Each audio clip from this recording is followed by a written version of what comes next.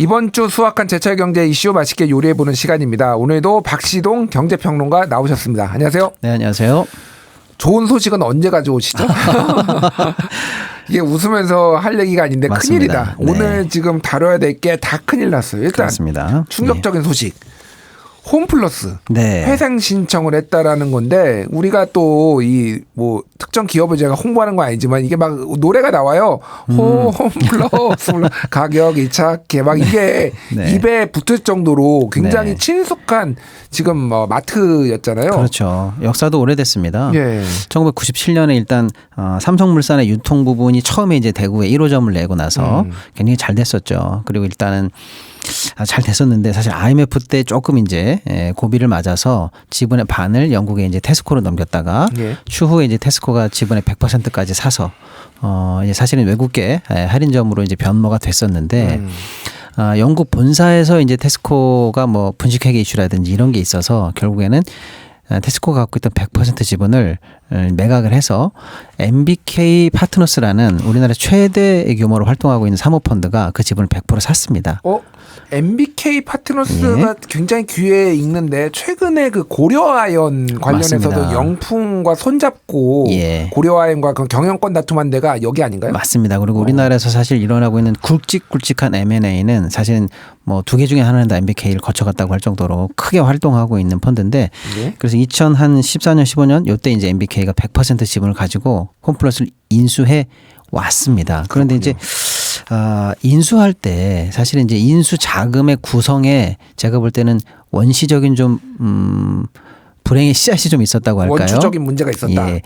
펀드를 통해서 유치한 자금이 한 2조 뭐 2, 3천억 내외로 일단 보여지는데 차입으로 한 5조 내외, 뭐 적게는 4조 내외가 추가적으로 일단 동원이 됐어요. 그렇게 해서 일단 그 MBK 파트너스 홈플러스를 인수하고 나서 이 차입을 상환하기 위해서 좀 무리수를 둔 게 있습니다. 예를 들어서 알짜배기 지점을 먼저 매각하면서 지점 매각을 통해서 약간 4조 정도의 자금을 급히 마련해서 차입을 상환을 하기 시작했거든요. 이게 사실은 이 할인점의 생명은 바잉 파워거든요. 예를 들어 물 한 병을 전국에 100개 지점에서 판다라고 할 때 사오는 단가가 싼데 50개 지점밖에 없다라고 하면은 사오는 단가가 그만큼 싸지진 않거든요. 이런 식으로 사실은 알짜 지점을 팔아 넘김으로써 빚을 갚으려고 했던 게 악수가 돼서 사실은 바잉 파워라든지 또는 구조적인 혁신이라든지 이런 걸 좀 막아낸 거 아니냐라고 일단 좀 그 출발부터 좀 문제가 됐었고 실제로 이게 두고두고 영향을 미쳐가지고요. 제가 조사를 해봤더니 최근에 적자는 뭐 기본인데 사실은 그동안 MBK가 인수하고 나서 지금까지 냈던 이자 비용만 해도 한 3조가 조금 넘는데 그 사이에 벌어들인 영업이익은 4천억 조금 넘어요. 이자가 3조가 넘는다고요? 그러니까 쉽게 말하면 2014년에 MBK가 인수하고 나서 MBK가 낸 게? 정확하게 2016년부터 23년까지 이자만 보면 그렇습니다. 그러니까 초기에 과도하게 차입을 가지고 왔기 때문에 그걸 갚아나가기 위한 각종 이자 비용, 대환 비용 등등등을 갚아내느라고 허덕이면서 10년이 갔다. 구조적으로 굉장히 안 좋은 어떤 그 모양새를 가지고 여기까지 왔다 이렇게 봐야 될 것 같습니다. 그렇군요. 이게 그러니까 이제 외환위기를 이제 그 팬데믹 코로나19가 오기 전에 2010년대에는 일종의 이제 출혈 경쟁들이 좀 있었잖아요. 그러니까 이마트도 그렇고 막 계속 다 점포 늘려가면서 폭풍적으로 이제 성장을 했던 그런 시기가 있었는데 이커머스 시장이 이제 뭐 쿠팡이라든지 뭐 이런데 네이버 쇼핑이라든지 이런 데들이 커지면서 여기에 한번 타격을 입고 그리고 이제 팬데믹이 오면서 다시 한번 타격을 입고. 앵커님이 아주 정확히 지적해 주셨는데 구조적으로 사실은 제가 볼 때는 굉장히 차익 구조가 취약했다라고 말씀드렸잖아요.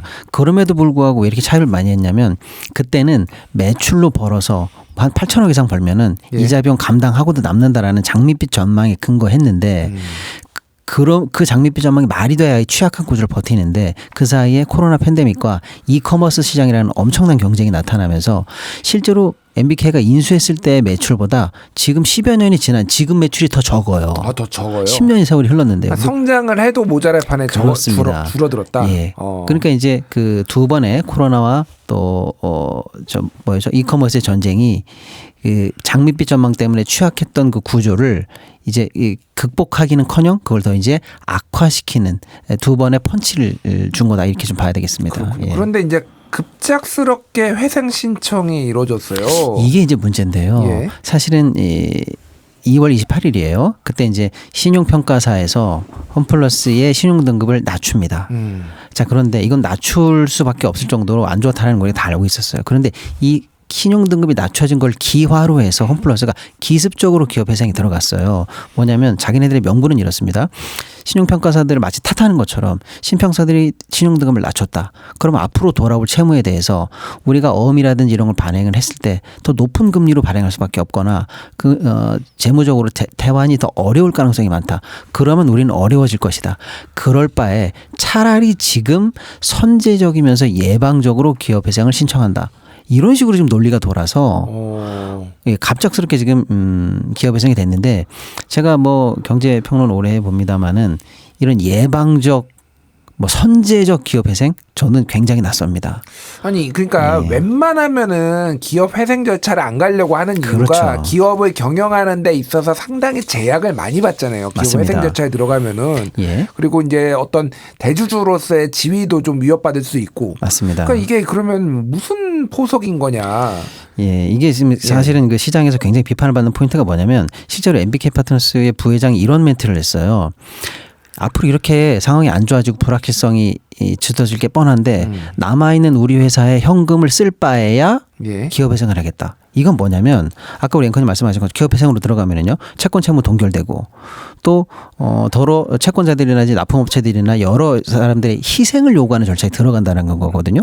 그러면 자기들이 갖고 있는 회사 현금은 안 쓰고 나머지 이해관계자들의 현금을 쓰면서 이 위기를 벗어나 보겠다고 하는 그런 셈법이거든요. 그러니까 시장에서 동의를 받기도 어렵고 기습적이면서도 굉장히 좀 반시장적인 그리고 선제적 구조조정 조치라든지 사재를 먼저 낸다라든지 이런 조치 없이 어쩌면 기업회생 절차라는 법원의 툴을 이용해서 자기네들의 피해를 시장으로 던지려고 하는 거 아니냐 이런 식으로 해서 지금 현재 비판을 많이 받고 있습니다. 그러니까요. 이거를 이런 식으로 꼼수로 하는 거를 법원에서 받아주는 게 맞는지 뭐 저는 잘 모르겠는데 지금 이게 일파만파인 게 결국 말씀하셨다시피 이제 이 홈플러스의 일종의 부실 이 상황을 지금 협력사들이 같이 고통을 지금 분담해야 되는 그런 상황이 된 거잖아요. 네. 이게. 일파만파가 이제 다방면으로 영향을 미치는데 일단 앵커님께서 협력사 말씀하셨으니까요. 쉽게 말하면 거기 물건을 납품하는 납품사죠. 근데 이분들은 사실은 지난 11월부터 고통을 받고 있었어요. 뭐냐면 원래 물건을 납품하면 바로 현금 결제가 돼야 되는데 그때부터 이미 우리가 결제를 2달 미뤄줄게라고 해서 결제가 지연되기 시작했어요. 근데 이거 어디서 많이 본 맞습니다. 건데? 기시감이 드시죠. 티몬 위메프 때 약간 상환을 되게 늦춘 거 아닌가요? 그때도 기한을 늦추면서 업자들에게 고통을 줬고 그 나머지가 이제 다른 돈으로 메꿔가면서 결국 폰지 비슷하게 돌아갔고 그 돈도 사실 유용된 거 아닙니까? 그런 느낌이 있는 거죠. 적어도 그게 아니라도 당장에 갚아야 될 돈을 결제를 못할 정도로 현금이 딸린다는 게 확인된 거거든요. 그 규모가 3,500억 정도입니다. 그렇게 해서 어쨌거나 협력사들에게 납품 대금 지연이라는 문제를 계속 일으키는 게 이제 하나 문제고요. 또 하나는 뭐냐면 기업 회생에 들어가기 전까지 그 직전까지도 CP와 단기 사채를 계속 발행했더라고요. 이건 뭐냐면 엄밀히 말하면 곧 좀 극단적으로 표현하자면 곧 부도날 회사가 계속 빚을 낸 거나 마찬가지거든요. 계속 발행하고 그런 거네요. 맞습니다. 부도날 회사가. 이거는 완전 도덕적 해이 같은데요. 당연합니다. 그리고 심지어는 그때 발행됐던 CP나 단기사채 중에서 기관으로 들어간 물량 말고요. 현재 리테일 소위 말하는 개인에게까지도 물건이 넘어갔다라는 게 현재 확인이 되고 있어요. 이것은 쉽게 말하면 이 정도의 위험을 인지 못한 개인들이 사기적 판매 속에서 사실은 엄청난 손실에 직면했다. 이렇게 지금 볼 수도 있는 거거든요. 이런 부분에 이제 그러니까 협력사의 피해 또 개인의 피해 이런 것들이 이제 다방면으로 영향을 미치고 있는 거고요. 또 하나는 사실은 국민연금의 지금 손실이 중요한 화두로 떠오르고 있는데요. 국민연금도 홈플러스에 투자를 했는데 원금이 약 6천억대 정도로 일단 보여지고요. 그동안 못 받은 이자까지 하면은 조 단위로 올라가는 거 아니냐라고 하는데 이게 조금 입맛이 씁쓸합니다. 왜냐면요. 상환 전환 우선주라는 좀 어려운 얘기인데 그런 형태로 홈플러스에 투자를 했어요. 국민연금이. 뭐냐면 상환권도 있고 전환권도 있는 주식이다라는 얘기인데 상환은 뭐냐면 야 내가 진 빚 갚아줘라고 하니까 채권 같은 거죠. 예. 그럼 내가 상환권을 행사하면 채권자가 되는 거예요. 그런데 아니야 이거는 주식이 더 오를 것 같아. 기업이 잘 될 것 같아. 그러면 나 주식으로 바꿔줘라는 전환권도 있는 거예요. 이 양쪽 지위가 다 있는 형태로 국민연금 투자를 했었는데 굉장히 좋은 조건이네요. 그렇죠. 어떻게 보면은. 예. 그런데 요 최근에 국민연금의 상환권이 소멸되면서 전환 우선주로 바뀌었다는 겁니다.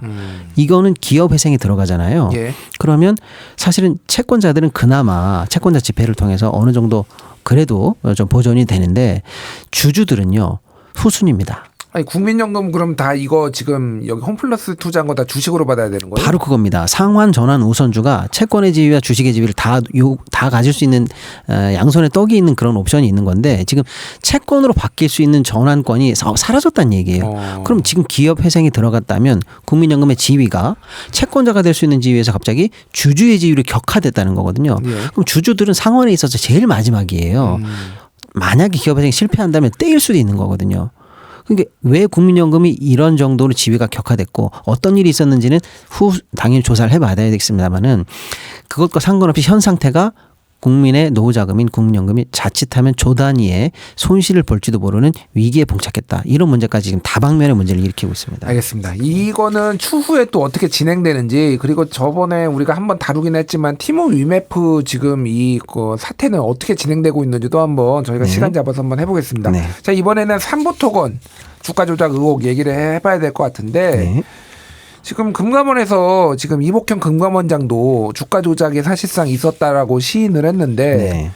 이게 관리 감독 2023년 5월부터 있었던 거잖아요. 맞습니다. 그럼 벌써 이제 2년 가까이 된 네. 건데 이제 와서 우리나라 금융감독 시스템 증권거래소가 이상한 징후 있으면 바로 다 잡아내고 그렇죠. 뭐 금융거래 그러니까 금융정보분석원도 있고 그런데 이제 와서 이게 나왔다? 네. 뭔가 뭐 정치적 배경이 있는 거 아니야? 뭐 이런 얘기들이 너무 많이 나오더라고요. 네. 그러니까 사실은 1,000원 정도 하던 삼부토건 주가가 5,500원까지 올라가서 5배 이상 폭등하면서 주가 조작이 아닌가 이렇게 의심을 살 만한 사건 아니었습니까? 예.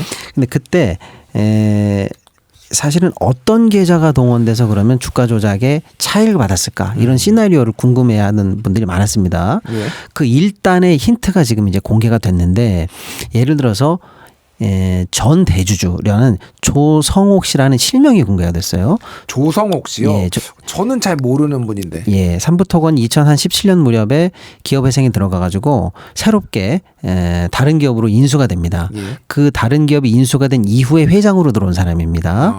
창립자는 아니에요. 예. 예, 아무튼 그 조성옥 씨가 있고 그의 가족 또 그 가족으로부터 인수받은 지분 또 그 이후에 따져 대주주가 바뀌거든요. 예.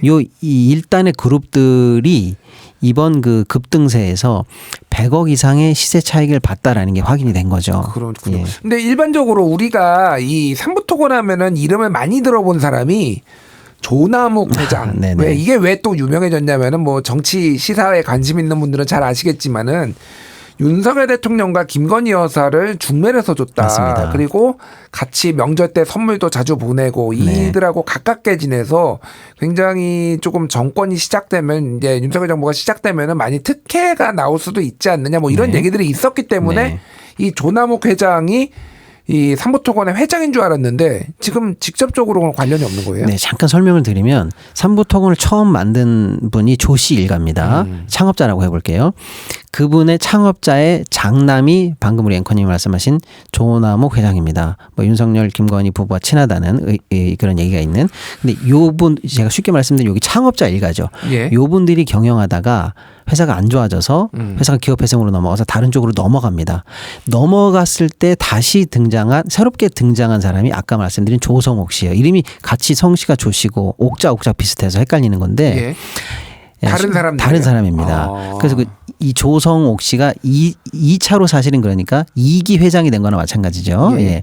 그런데 이 조성옥 씨와 그러니까 이런 인맥들이 중요한 이유는 이 조성옥 씨의 아들이 조원일 씨인데 사실은 이 조성옥 이 부자가 삼부토건의 실질적인 주인 실소유주다라고 일단 사람들이 추정을 합니다만은 이 조원일 씨가 누구냐면 이종호 씨라고 해서 도이치모터스 주가 조작 관련해서 실형을 받은 또 블랙펄 패밀리의 주축이었고요. 또 최상병 사건에서 멋쟁 해병이라는 단톡방에서 내일 3부 체크해라고 말한 사람이 이종호 씨인데 예. 이 이종호 씨가 아까 말한 조성옥 씨의 아들 조원일 씨를 구명 로비한 정황이 드러났습니다. 조원일 씨가 감옥에 있는데 다른 구치소로 가면 안 돼. 내가 VIP를 통해서 어떻게 해볼게라고 했던. 예. 그러니까 지금 주가 조작 의혹을 통해서 100억 이상의 시세 차익을 벌였다는 이 1단의 그룹들이 조성옥 그 아들이 이건데 예. 이 1단의 그룹과 이종호 씨와의 관계가 있다라는 게 간접적으로 확인이 되는 거고. 아니 근데 그 이종호 씨는 그렇습니다. 진짜 바빴네요. 임성근 사단장도 구해 무슨 이걸 뭐야 네. 삼부토건 뭐 네. 조원일 이 사람도 그렇습니다. 구해 뭐 삼부도 체크해야 돼. 왜 이렇게 바쁜 건가 이분은? 그러니까 이 1단의 대주주 1단의 뒷배가 이종호 씨가 아니냐. 예. 그러면 이종호 씨가 무슨 힘이겠습니까? 그럼 이종호 씨가 가리키고 있는 더 윗선은 어딜까라는 게 지금 다시 의혹의 핵심으로 떠오르고 있는 거죠. 그렇군요. 왜냐하면 다른 주식들은 주가 조작이 될 때 소위 말하는 땔감이라고 합니다. 주가를 부양시키기 위한 재료 같은 것들이죠. 그런 게 예를 들어서 무슨 뭐 신약 개발에 성공했다라든지 뭐 FDA 승인을 받았다든지 이런 소재들이 막 활용이 되는데 예. 그런 소재들은 다 사실은 그 회사 내부에서 나오는 소재들이거든요. 근데 이번 삼부토건이 주가가 급등하게 된 소위 말하는 땔감은 뭐였냐면 우크라이나 재건 테마거든요. 우크라이나 재건 사업. 그러니까 예. 5월 14일 날 2023년 5월 14일 날 멋제매병 방에서 3부 체크하고라는 얘기가 네. 나오고 5월 16일 날 젤렌스키 대통령이 방한을 하고 5월 네. 17일 날 우크라이나 재건 계획이 발표가 되고 그리고 그렇죠. 두 달 뒤인 7월 17일에 윤석열 대통령이 우크라이나 방문했을 때 그렇습니다. 그때 1,000원 하던 게 5,000원을 찍고 맞습니다. 그때 삼부토건도 국내 시공 능력으로 71위 중견이지만은 갑자기 삼부토건이 왜 끼냐 맞습니다. 여기에 예. 이런 의혹들이 당시에 있었어요. 그렇죠. 그러니까 예. 다시 말씀드리면 주가 조작의 땔감이 내부에서 나온 게 아니라 우크라이나라는 국제적인 이슈 그리고 그 재건에 사실은 삼부토건이 테마주에 얹히는 과정에서 국가적인 이벤트랑 엮이거든요. 네. 영부인의 미팅, 장관의 서명, 대통령의 방문 등등등 해서요. 그러니까 이것은 어쩌면 시중의 의혹이라는 것은 어쩌면 대주주 1단 그리고 이종호 씨와의 접점, 이종호 씨가 가리키는 권력의 핵심부와의 어떤 친밀감, 또 실제로 땔감이 국가적 이벤트와 연결돼 있기 때문에 어쩌면 이게 다른 주가 조작과 다른 더 큰 그림이 있는 게 아닌가라는 지금 의혹을 늘 갖고 있었는데 이번에 실제로 시세 차익을 본 그룹들이 이런 인맥 관계에 있는 사람들의 계좌라는 게 확인이 됐다는 게 그게 큰 의미가 있는 겁니다. 그렇군요. 네. 이종호 씨는 뭐 블랙바 인베스트 전 대표이기도 하고 과거 도이치모터스 주가 조작 때 김건희 씨 계좌를 관리했던 인물이고 뭐 맞습니다. 김건희 여사 쪽에서는 연락 안 한 지 오래됐다 뭐 이렇게 얘기를 하고 있는 이런 상황이니까 이건 결국 수사로 밝혀져야 될 것 같네요. 그렇습니다. 이 금액이 5배 이상 뛰고 거래량이 40배 이상 뛰면서 한때 시총이 1조가 넘어갔었거든요. 그런데 지금 겨우 드러난 거는 100억대 시세 차익이란 말이에요. 예. 그러니까 시중에서 이게 만약에 진짜 주가 조작이 어떤 세력과 범죄가 있었다면 이 정도 시세 차익은 큰 계획에 비하면 약소한 수준이다. 즉 만약에 수사가 필요한 이유는 뭐냐면 이런 주가 조작이 정말 있었다면 더 큰 범위의 계좌, 더 큰 범위의 수법이 혹시 있지 않았을까? 또 아까 말씀드린 것처럼 땔감이 거의 국가급 이벤트랑 연결이 돼 있기 때문에 예. 설마 뭐 국가가 동원됐겠어라는 건 당연히 의혹 수준이지만 그게 아니더라도 그런 어떤 국가적인 동선과 이 땔감을 일치시켰던 어떤 식으로든 뭐 내일 영부인이 젤란스키 여사를 만난다라든지 예. 추경호 총리가 어떤 서명을 한다라든지 이런 것까지도 사실은 땔감으로 활용됐다면 뭔가 정보가 센 거 아니냐라고 해서 아직은 수사로 밝혀져야 될 더 큰 그림이 있다라는 게 사실은 이제 시중의 평가가 되겠습니다. 네. 명태균 씨가 정치적인 영향력을 가진 이유가 여러 개가 있겠지만은 이 정권 들어서 가장 큰 거는 뒤에 김건희 여사가 있다. 네. 이거가 가장 그래서 명태균 씨는 코바나 컨텐츠로부터 김건희 여사로부터 받은 코바나 컨텐츠라고 찍힌 봉투도 이렇게 들고 다니면서 사진도 보여줬다라는 거 아니에요. 네. 결국 이종호 씨가 결국 주가 조작범인데 그렇습니다. 이 사람이 이 정도로 힘을 가지고 뭐 누군가를 움직일 수 있다라면 구형 활동도 할 수 있다라면 결국은 뭐가 있지 않느냐 이게 합리적 추론이잖아요. 그러니까. 그렇죠. 그러니까 이제 그쪽 라인과 접점이 있는 이종호 씨가 결국 3부 체크를 했고 그 친밀감이 있는 사람들이 친밀 관계가 있는 사람들이 이번에 시세차익 계좌로 확인됐다라는 게 그게 이제 사실 굉장히 큰 의미고 예. 앞으로 그 부분에 관해서 연결을 라인이라든지 계좌라든지 추가 조사가 더 필요하다라는 얘기가 먼저 많이 나오고 있습니다. 어느 정권이 될지 모르겠는데 다음 정권 검찰도 네. 참 바쁘겠네요. 근데 진짜 궁금한데 네. 금감원은 지금까지 이걸 몰랐을까요, 정말? 제가 말씀드리자면 이상거래 주식 거래 주가 조작 같은 의심이 있지 않습니까? 그럼 거래소가 먼저 심리 검사를 하는 걸 하게 됩니다. 예. 이건 제가 솔직히 말씀드리면요, 그냥 오토매틱이에요. 이거 드러내는 건요 그렇게 어렵지 않습니다. 한 달이면 돼요.